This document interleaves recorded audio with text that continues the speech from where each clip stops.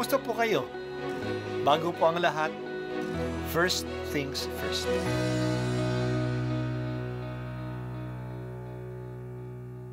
Good morning po.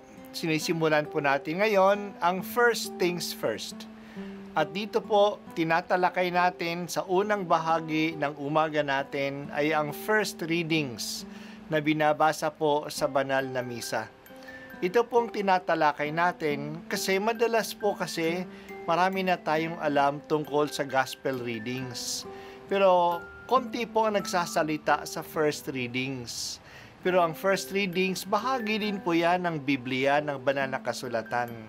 Kaya susubaybayan po natin ang mga first readings, basahin po natin at kuminsan kailangan ng basahin ng 2 o 3 beses bago maintindihan kasi hindi po tayo familiar sa mga istorya at sa mga kaisipan na tinatalakay dito. Ang pagbasa mula sa sulat ni Apostol San Pablo sa mga taga-Roma. Mga kapatid, hindi ko ikinakahiya ang mabuting balita tungkol kay Kristo, sapagkat ito ang kapangyarihan ng Diyos sa ikaliligtas ng bawat nananampalataya. Unay sa mga Hudyo at gayon din sa mga Griego. Inihahayag nito na ang pagpapawalang sala ng Diyos sa mga tao ay nagsisimula sa pananampalataya at nagiging ganap sa pamamagitan ng pananampalataya. Ayon sa nasusulat, ang pinawalang sala sa pamamagitan ng pananampalataya ay mabubuhay.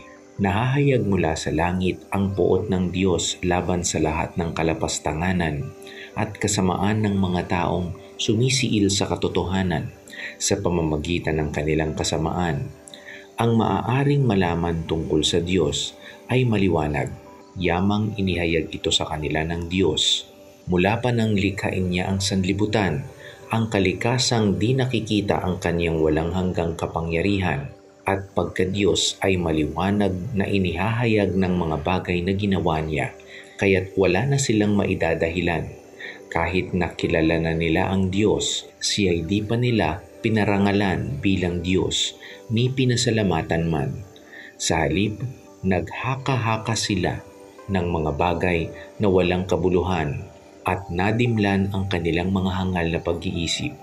Sila'y nagmamarunong, ngunit lumitaw na hangal nang talikdan nila ang kadakilaan ng Diyos na walang kamatayan at sambahin ang mga larawan ng taong may kamatayan, ng mga ibon, ng mga hayop na may 4 na paa at ng mga nilalang na nagsisigapang.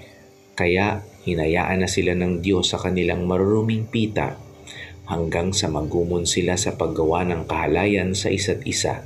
Tinalikdan nila ang katotohanan tungkol sa Diyos at pinalitan ng kasinungalingan.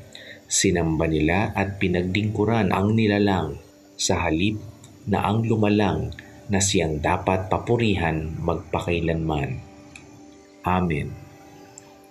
Ang salita ng Diyos. Salamat sa Diyos. Gustong ipakita ni Pablo na ang lahat ay nagkasala, Hudyo man o Hentil. Kaya ang lahat ay kailangan ng kaligtasan.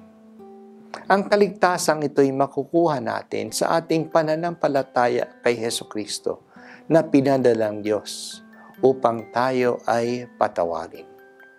Lahat tayo'y nangangailangan ng kapatawaran.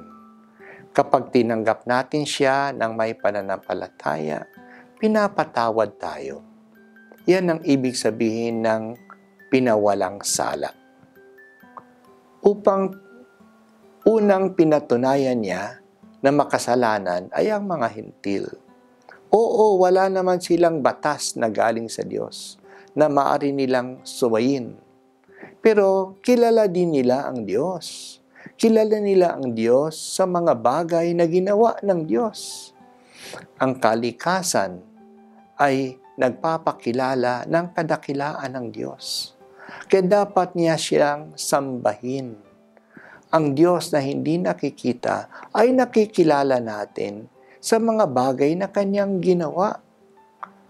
Kaya wala silang dahilan na hindi nila kilala ang Diyos.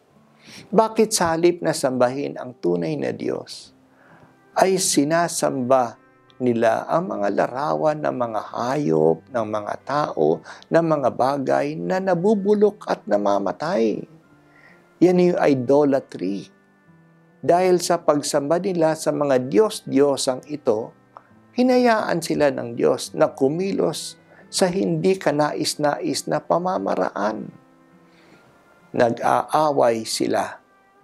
Nag-aaway-away sila. Nagiging mahahalay sila.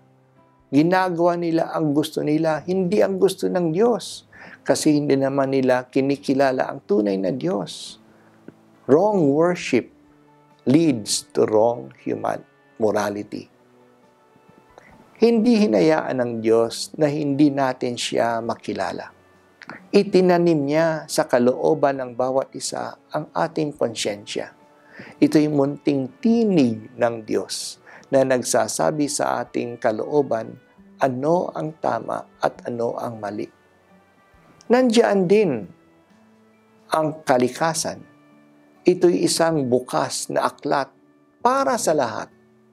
Dito nakikilala natin ang Diyos na dakila, ang Diyos na maganda, ang Diyos na makapangyarihan, ang Diyos na maayos. Sa ating maayos na kaugnayan sa kalikasan, nakikipag-ugnay tayo sa manlilikha. Dahil dito, ang mga katutubo ay may malalim na pagkilala sa Diyos. Para naman sa atin, mayroon pang dagdag na pamamaraan. The written revelation. May banal na kasulatan tayo kung saan nakalagay ang salita ng Diyos. Kaya walang makasasabing hindi niya kilala ang Diyos kung siya ay tapat sa paghahanap sa Kanya. Ang resulta ng hindi at ayaw pagkilala sa Diyos ay ang masasamang ugali. Dahil sa ayaw natin siyang kilalanin, nawala na ang takot sa Kanya. Ginagawa lang natin ang gusto natin. Nagiging masama ang ating buhay sa lipunan. Ang nasusunod lang ay ang may lakas. It is the rule of the strongest. Kawawa ang mahihina na pagsasamantalahan sila ng malalakas. O Diyos naman nilikha, salamat sa kalikasan na nagsasalamin sa amin kung sino ka. Tulungan mo kaming mapahalagahan ang inang kalikasan upang marapat kaming sumamba sa iyo na aming amang may likha. Ito po ang unang pagbasa at ako po ay si Bishop Broderick Pabilio dito sa First Things First.